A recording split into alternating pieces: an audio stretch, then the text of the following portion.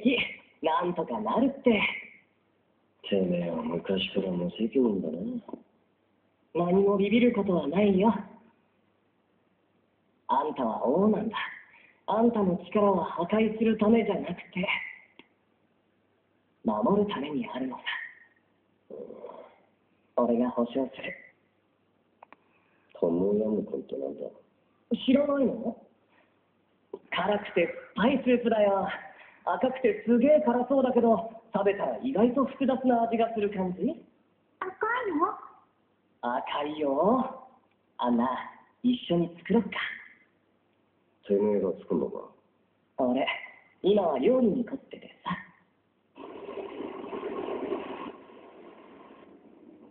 自分の実家に電話をかけたら、現在使われておりませんって言われた。この場合、考えられることは何だと思う？一つ、僕が実家の番号を間違えてた。二つ、実家の方で何かあって電話番号を変えていた。三つ、僕が嘘をついている。さもなければ4つ。貴様の記憶に欠陥があるか？僕は小さな社だ。平凡だけど、まず幸せな家族がいて、今は親元を離れて学校に通っている一高校生だ。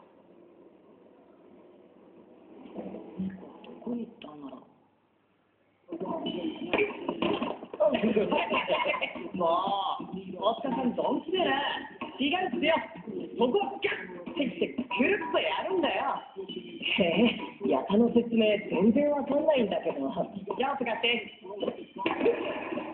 お前らええ加減にせえよ。希望するなら外でやれ。い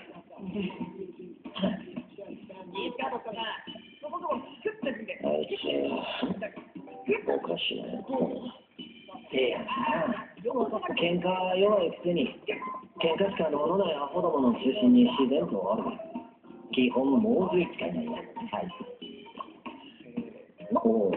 お前今笑ったか？くそ、やたのくせに、七並べ弱いくせに。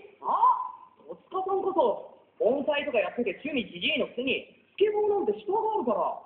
俺はいろんなことやってみるのが好きなの。そうだ。この前さ、また古っぽいカメラ買ったんだよ。映像なんて端末で撮ればいいじゃん。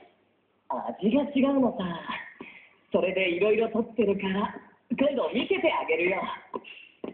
歌わないの？女はいい子だな。聞いたかい？俺の趣味の一つに心奪われている少女が今ここに。大げさじゃないっすか？幾千もの音を走る